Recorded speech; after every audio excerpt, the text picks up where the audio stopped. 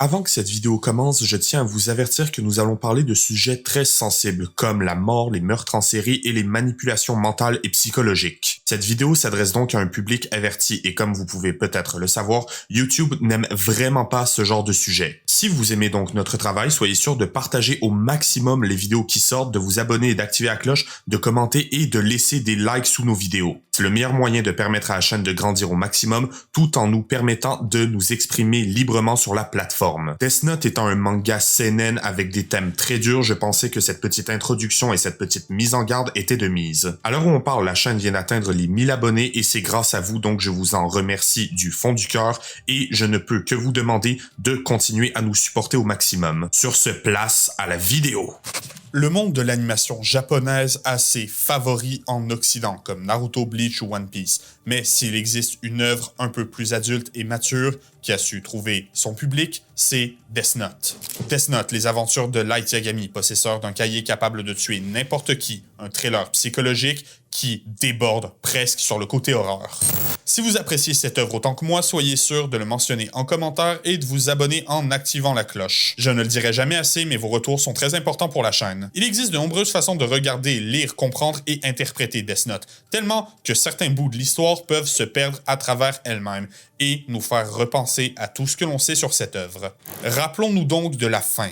Il est largement accepté que Light a perdu face à Nier, dû à sa grande arrogance, et qu'après ça, il a pu reposer en paix loin du monde des humains. Mais il n'en est rien. Dans cette vidéo, nous regarderons la fin de Death Note et nous répondrons à la question « Est-ce que Kira a vraiment perdu ?» Salutations et bienvenue à Faits et Fiction, l'émission où on analyse la culture. Je suis votre hôte Alice Sabatin et aujourd'hui, nous regardons si Kira a gagné.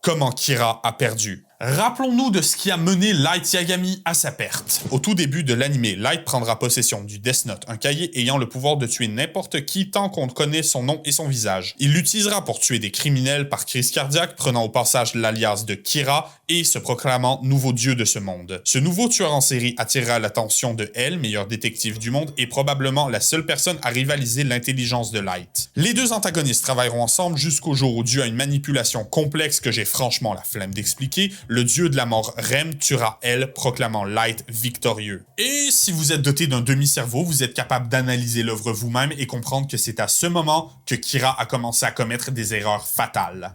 À l'instant de la mort de Elle, c'est là que Light commence à devenir trop arrogant et cette arrogance prend le dessus sur son intelligence. Tellement qu'il ne considérera pas Nier, le remplaçant de Elle, comme une réelle menace et il sera piégé à son propre jeu. Il tentera de s'échapper pour simplement mourir sous les coups de feu des policiers qui le considéraient jusque-là comme un de leurs meilleurs amis. Et c'est ici qu'un des mangas / animés les mieux écrits de tous les temps achève sa trame narrative principale, sur le protagoniste qui perd. Mais si je vous disais qu'il n'en est rien, si je vous disais que non seulement d'une certaine façon Light a gagné, mais surtout qu'on peut regrouper deux des théories les plus populaires sur cet univers pour le prouver. Le destin de Misa. Misa, c'est la love interest de Light sur papier, même si, dans les faits, on sait tous qu'il s'en fout éperdument d'elle. Misa, par contre, elle était éperdument amoureuse de Light, un amour maladif qui la poussera à prendre sa propre vie à la fin du manga. Oui, vous m'avez bien entendu, si vous avez regardé que l'anime, vous pensez probablement à cette scène de fin où on voit Misa se tenant au bord d'un précipice. Ce qui laisse présager ce qui va arriver. Mais Death Note a bel et bien sorti un 13e tome en manga qui donne le futur sur certains personnages après la mort de Light. Et dans ce tome, on apprend que Misa s'est bel et bien enlevé la vie le 14 février 2011 pour le manga et 2013 pour l'anime, soit un peu plus d'1 an après l'anniversaire de la mort de Light. Seul problème étant, mathématiquement, Misa est morte 7 ans après la mort de Elle, ce qui ferait du sens quand on considère qu'elle a fait l'échange des yeux 2 fois. L'échange des yeux, si vous avez besoin d'un petit rappel, c'est quand un Shinigami vous prend vos yeux pour vous donner des yeux de dieu de la mort. Ces Ces yeux vous permettent de voir le nom et le temps de vie restant de toute personne autour de vous au-dessus de leur tête. Ce qui est très utile pour l'utilisateur d'un Death Note, mais en contrepartie, vous renoncez à la moitié de votre temps de vie. Et Misa, elle a fait cet échange 2 fois, donc on peut en conclure qu'il ne lui reste que le quart de sa vie à vivre. Mais elle est morte 7 ans après le second échange, ce qui implique que même là, il lui restait que 28 ans à vivre, là mettant à l'âge de 48 ans à sa mort naturelle. 48 ans, c'est très jeune pour mourir, mais on le sait tous, ça peut arriver, il peut y avoir des imprévus. Seul problème étant que dans le cas de Misa, non, ça arriverait juste pas.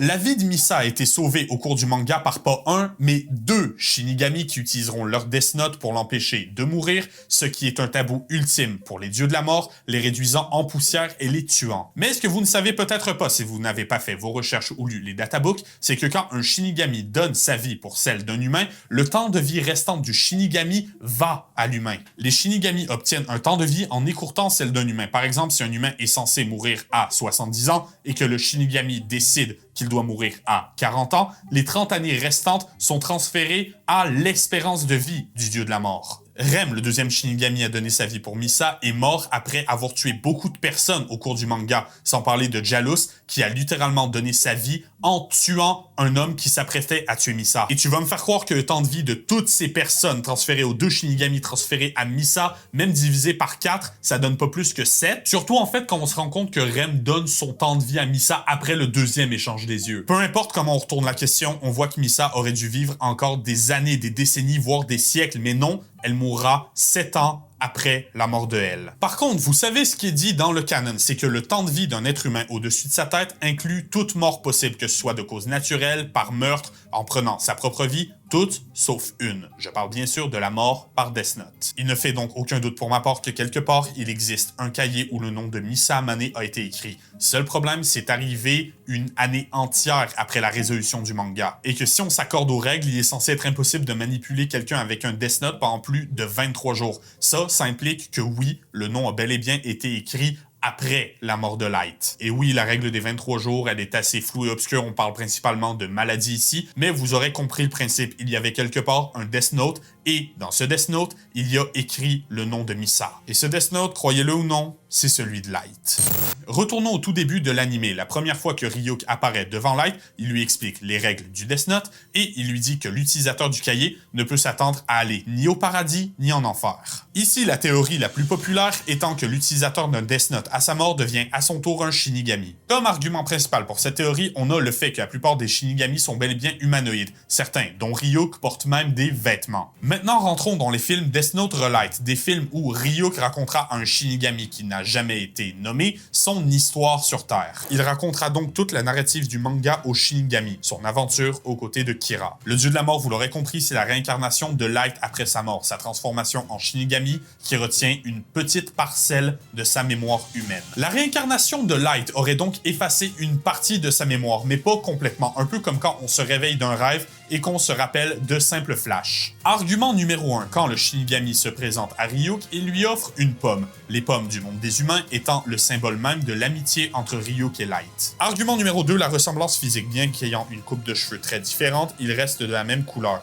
Il possède aussi un bandeau rouge qui fait penser à la cravate que porte Light pendant la série, et une veste qui ressemble étrangement à celle de Kira. Sans parler de l'emphase sur ses yeux rouges, qui ne sont pas, sans rappeler, les mêmes effets que ceux sur les yeux de Light pendant ses phases de monologue intérieur.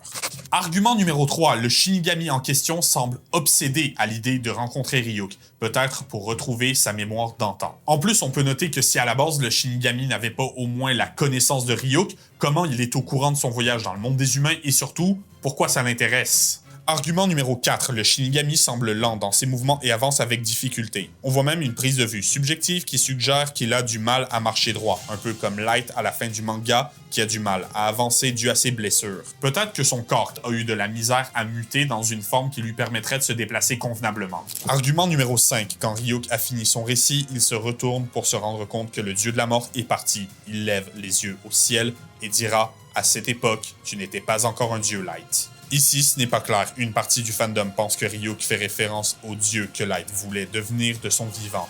Mais je fais partie de ceux qui pensent qu'il fait en fait référence au dieu que Light est bel et bien devenu après sa mort. Le retour de Kira. Nous disions donc, si Misa est bel et bien morte par Death Note, ça implique qu'un autre cahier était présent après la mort de Light. Et si en fait le Light Shinigami armé de ses nouveaux souvenirs était en fait descendu sur Terre et en avait fini avec Misa. Pourquoi? Probablement pour couper les ponts avec son ancienne vie, à moins qu'il n'y ait une explication beaucoup plus tordue. Il est dit que même si Misa a perdu tout souvenir à propos du Death Note, elle est toujours obsédée par Light et c'est cette obsession qui la poussera à prendre sa propre vie. Et si Light avait compris qu'un humain utilisateur de Death Note devient un Shinigami, et si Light avait tué Misa pour qu'elle devienne à son tour une déesse de la mort et continuer de la manipuler pour l'éternité. Pourquoi encore manipuler Misa? Probablement par précaution. Light a vécu on ne sait pas combien de temps dans le monde des Shinigami. Qui sait ce qu'il y a vu et surtout qui sait quel genre de petite paranoïa s'est installée dans sa tête. Ça ou hypothèse la plus probable. Selon moi, comme on disait, Misa a des centaines d'années à vivre. Peut-être qu'en faisant de Misa Amane sa première victime, Light a bel et bien récupéré toutes ces années à vivre pour s'assurer de vivre le plus longtemps possible. Light n'a jamais voulu faire l'échange des yeux pour la simple et bonne raison qu'il veut vivre le plus longtemps possible pour être le dieu de ce monde le plus longtemps possible. Avec cette motivation, on comprend beaucoup plus pourquoi la personne qui a la plus haute espérance de vie sur la planète deviendrait sa première victime. En fait, vous savez quoi? Donnez-moi vos théories sur le monde des Shinigami en commentaire et qui sait, peut-être que j'en ferai une vidéo.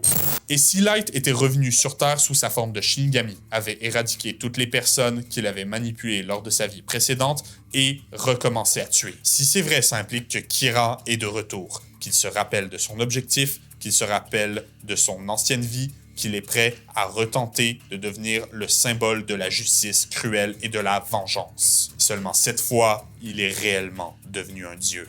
Mesdames et messieurs, c'est tout pour cette vidéo. Dites-moi ce que vous pensez de cette théorie en commentaire. Pensez à partager les vôtres. Et tant qu'à être là, pourquoi ne pas vous abonner et activer la cloche au passage? Vous pouvez cliquer juste ici pour voir notre dernière vidéo ou cliquer juste là pour voir plus de théories sur le monde de l'animation japonaise et des mangas. Sur ce, je vous laisse et je vous verrai la prochaine fois pour de plus en plus d'exploration de notre omnivore.